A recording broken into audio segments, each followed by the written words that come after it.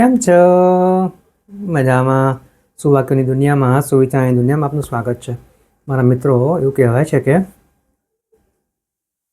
વ્યક્તિ જેવો અંદર એવો હોય છે તેવો બહાર નથી હોતો. આવી જ કોઈ વાતને સુવિચાર તરીકે હાબિલ ટીમે ખૂબ સરસ રીતે લખ્યું છે. હાબિલ ટીમે લખ્યું છે તેનો સુવિચાર છે નરમાશ, જેન્ટલનેસ. હાબિલ ટીમે લખ્યું છે કે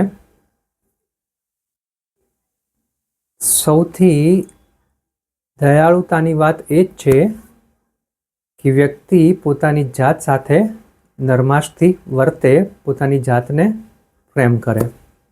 મારા મિત્રો, વાત ખૂબ જ સીધી છે, ખૂબ જ સરળ છે, ખૂબ જ મહત્ત્વની છે, એટલી જ ઊંડાણવાળી છે. અહીંયા જે વાત છે તે પોતાને ઓળખવાની છે, પોતાને પ્રેમ કરવાની છે.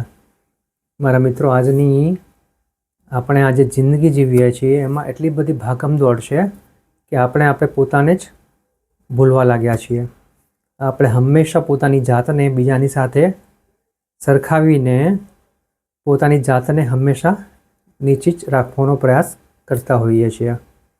આપણા જીવનમાં આપણને એવું લાગતું હોય છે કે ઘણું બધું ખૂટે છે, પરંતુ મારા મિત્રો, આપણે ભૂલી જઈએ છીએ કે આપણને જે કંઈ મળ્યું છે તે બધા પાસે નથી હોતું. તો આપણને જે કંઈ મળ્યું છે તેના માટે કૃતજ્ઞતા વ્યક્ત કરવી તે તો બહુ મોટી વાત છે, એ કરવી જ જોઈએ.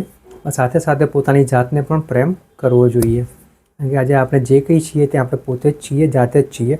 જો આપણે આપણી જાતને પોતાને પ્રેમ નહીં કરીએ તો પછી આપણે દુનિયા પાસે કેવી રીતે આશા રાખી શકીએ કે એ લોકો આપણને પ્રેમ કરે, એ લોકો આપણને સ્વીકારે? તો બસ મારા મિત્રો, આજથી જ શરૂઆત કરીએ કે આપણે જેવા છીએ, જેવા અંદર છીએ તેવા જ બહાર બનીએ. જેવા આપણા વિચારો આવતા હોય તેવા જ આપણે વર્તીએ. તો અહીંયા મારા મિત્રો, કામ ફક્ત એટલું જ છે કે આપણા વિચારો સારા અને સાચા હોવા જોઈએ અને તેની ઉપર કામ કરવું જોઈએ.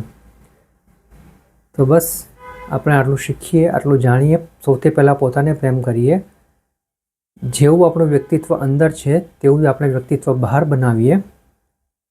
અને આપણે જેવા છીએ તેમાં કંઈ શરમ રાખવાની જરૂર નથી, કારણ કે બધા આવા જ હોય છે. પરંતુ દેખાડો અલગ કરતા હોય છે, એટલે આપણને બધું સારું સારું દેખાતું હોય છે, પરંતુ અંદરથી બધા એક સરખા જ હોય છે. તો બસ મારા મિત્રો, આપણે જેવા છીએ અંદર તેવા જ બહાર દેખાડીએ. આપણે જે વિચારીએ છીએ, જે કરવાનું પ્રયત્ન કરીએ છીએ તે હંમેશા કરીએ. કોઈનાથી ડરવાની જરૂર નથી. જો સારું અને સાચું કરતા હોઈએ તો કોઈનાથી ડરવાની જરૂર નથી. અને બસ આટલું કરતા રહીએ તો આપણે આપણું જીવન જે છે તેના કરતાં વધારે સારું, બહેતર બનાવી શકીએ છીએ.